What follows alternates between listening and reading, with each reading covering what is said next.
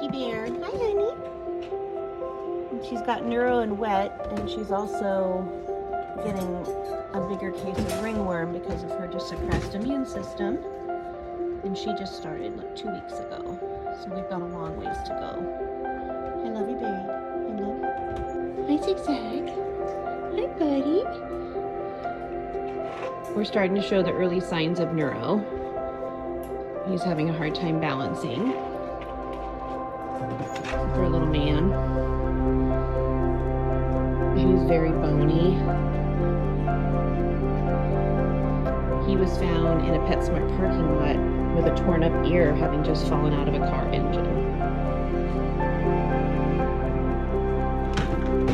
I'd like to get him treated. He's a doll. Here's Honeydew and Ficky. The one in the back has been being treated for a couple of weeks. She's doing slightly better, but she's still very neuro, and she's having some reactions to the medication in the form of abscesses. And her brother to the left, we've been keeping an eye on, and he's now showing some pretty serious signs of decline. So we're going to start him on medications tonight. And his name is Ficky. So we've got Ficky and Honeydew, and they need your help. Americano is our victory boy. He's got 2.5 weeks to go, and he's amazing. But he goes through 2 mLs a day, so 1 bottle only lasts him 3 days. So we could use your help to get him through the finish line. This is Mama Alice.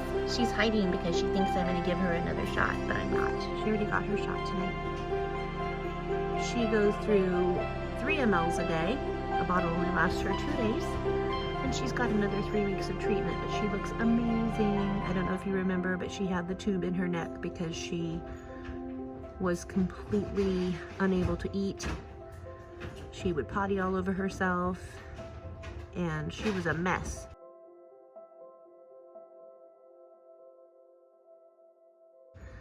And now she's back to her beautiful self and hopefully on her final road to recovery here.